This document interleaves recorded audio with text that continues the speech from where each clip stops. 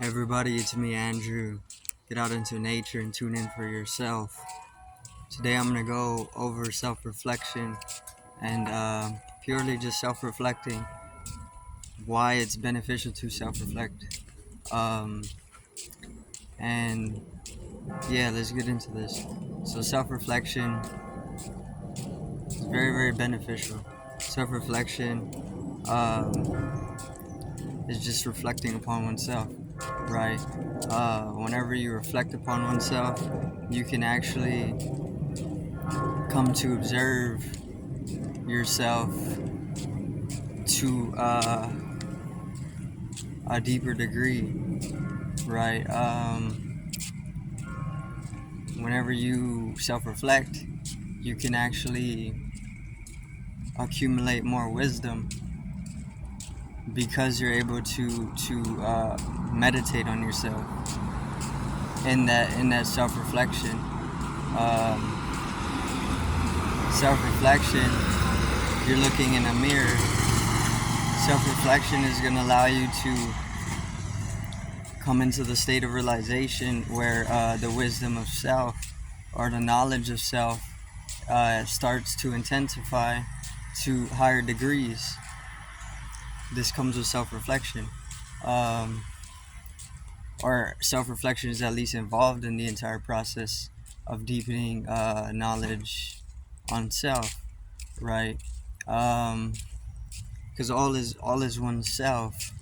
There's no other, um, and in order to get to that experience that all is just oneself,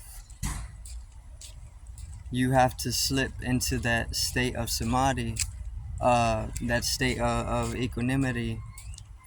But in order to be able to do that, in order to be able to slip into the entrancement, you have to be able to self-reflect, right? Or self-reflection is involved in the process of being able to distance yourself, to have the whole experience of transcendence, um, into one organism, one self, going beyond duality, dualistic nature.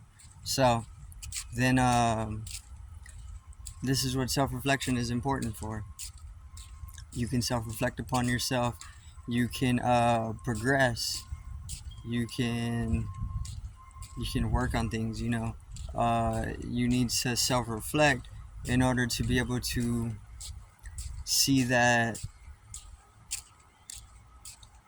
there needs some work. There needs to be some things done when looking at your individuality, right? So self-reflection allows you to be able to come into that calculation, right? The moment that you start to look into yourself more, you begin to deepen self-reflection. So turning inwards. This is the entrance to the entire spiritual journey. The entrance to anybody's spiritual journey, spiritual awakening, is turning inwards. Everybody's going to turn inwards until you find that there's no direction or no dimension whatsoever. So there is no inwards or outwards, but you need to definitely turn your consciousness inwards whenever you begin to start, or whenever you start waking up, or that's what triggers the awakening, because you then start collapsing into inner space, and all that which was keeping you from being able to expand consciousness will crumble as you start to dissolve away into your own interiority or inner space. So the self-reflective state is the turning inwards. The moment that you turn inwards, you're self-reflecting, right? If you look in a mirror, like just a regular mirror, you're looking at your complex, your body complex.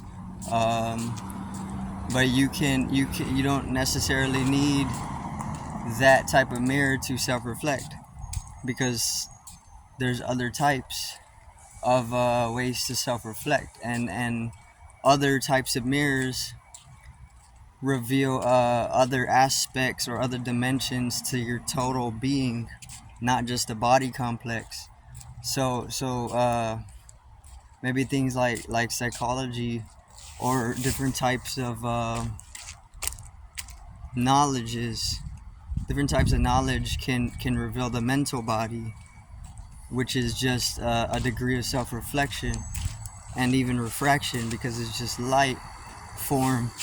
And then other things, other types of knowledges, other branches of knowledges are going to reveal other dimensions or other aspects to your being, aside from the body, the physical, and the mental body, like the spirit body or various sheaths of the energetical body.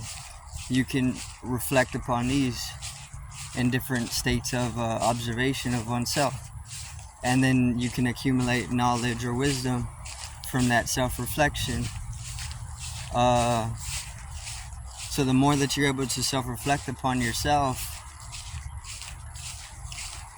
the dissolution of the ego comes, because the more that you self-reflect upon oneself, the more that you become oneself, because you're reflecting oneself outwards, or you're just reflecting it, not necessarily outwards or inwards. So the more that you reflect the one self, you can slowly dissolve into its architect, right? Or its being, which is very important, because the dissolution of ego is how you can be reborn, right? The ego is it's a feeble entity that kind of thrives on lower vibrational wavelengths. You can always you can transmute, you can use various different alchemical sciences to be able to come into higher vibrational wavelengths, and then obviously go through an evolution or a revolution. But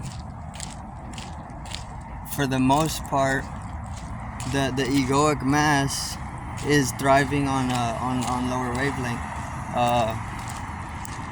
So dissolving it away through self-reflection can allow for the whole process of transcendence, right? Which is within the alchemical sciences. Let me see.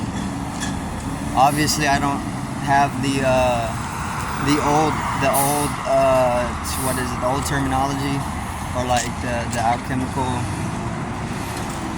processes themselves to go through, but I know that it's found in there because I can see that. But the dissolution of ego is very important. This happens inevitably. The ego doesn't live forever, because it doesn't actually even exist, right? So it's just conceptual. Conceptual reality shatters away at some point for everybody, and all that remains is the Godhead, or Brahma, or the eternal soul, Atma, and this comes with self-reflection, or just observation. Observation is self-reflection, because everything is oneself. You don't necessarily have to reflect upon your individuality, or your body-mind complex, or even your soul, through art or whatever expression it takes, because everything is everything is that one self. So anything that you're observing in a focus anything that you're just taking observation of is going to be a degree of self-reflection, because all is oneself. So anything that you are observing is a reflective state. You can turn towards the body-mind complex. You can turn towards the soul and its expression, which is everything. You can turn towards anything, and it's going to be a degree of self-reflectiveness, which eventually is going to lead to the divine realization of oneself, right? Because that's founded at the core, which is the eternal being. And self-reflection is very, very beneficial, because it brings about all this to various different intensities and in various different cycles and rhythms, which you can deepen your self-reflection, your meditativeness, or your self-observation as you get entranced within the various different vibrational wavelengths in multiple different dimensions, multidimensionally, until it just expands more and more, and then eventually you die away, which is what you want. You want to be able to die, because that's whenever you're born again. And then the more that you work, the more that you do this, the more that you caught in this, then you are you can start to develop your soul. And then eventually you can just transcend lifetimes, right? So self-reflection is definitely a key for being able to come up into higher, or to enlighten oneself, right? To just illuminate, because you're self-reflecting. This is a sense of an illumination.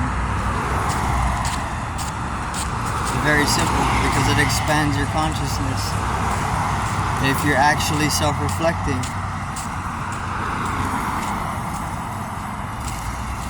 That's it, be it for today's video. I do thank everybody for watching. Once again, peace out, one love, and have a great evening or afternoon.